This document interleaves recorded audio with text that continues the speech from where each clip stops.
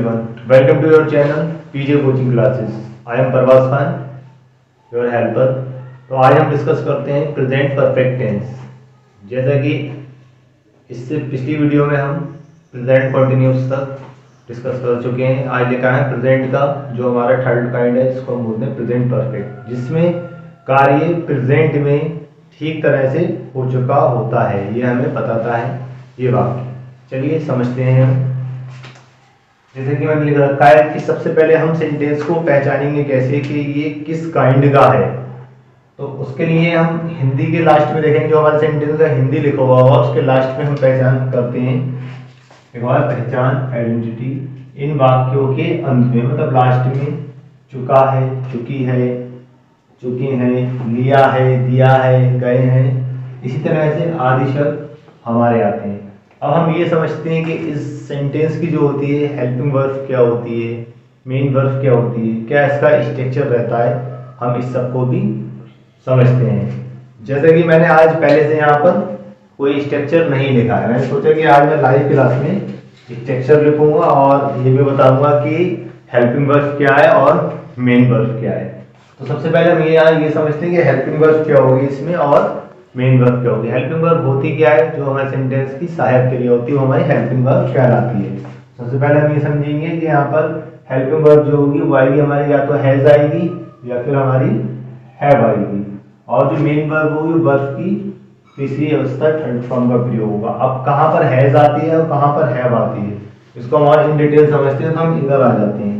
मैंने यहाँ पर कुछ सिंगुलर और कुछ प्लूरल लिख रखे हैं जो मोस्टली आते हैं। जैसे कि हिंदी कहीं आए आपकी मैं आई तो उसके साथ आप हैव लगाओगे, वी इंग्लिश बनेगी हम, उसके साथ आप हैव लगाओगे, यू तुम, उसके साथ आप हैव लगाओगे, वे इसकी इंग्लिश बनेगी दी, इसके साथ आप हैव लगाओ और वर्ब की तीसरी फॉर्म का प्रयोग करोगे।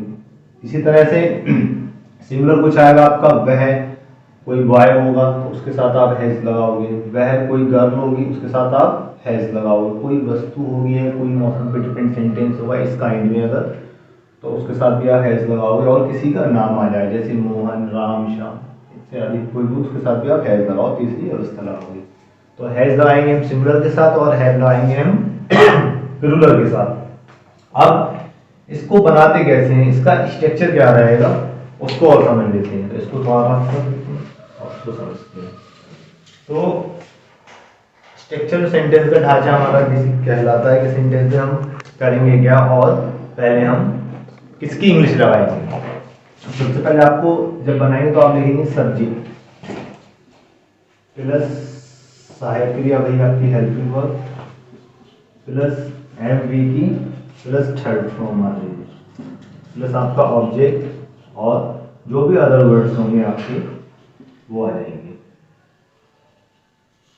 अब यहाँ पर ये वाक्य जो है आपके अभी अफर्मेटिव है, ये नेगेटिव नहीं है, और ये जो स्ट्रक्चर है ये अफर्मेटिव का है, ये नेगेटिव का स्ट्रक्चर नहीं है।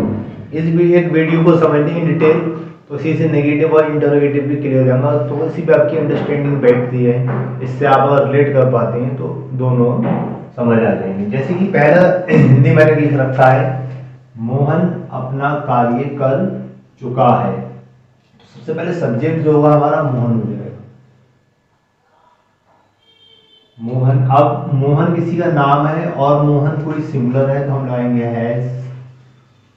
अब मेन वर्ब है हमारी कर, तो करने की फर्स्ट फॉर्म जो होती है डू, और यहाँ हम लगाएंगे सेकंड थर्ड फॉर्म डन।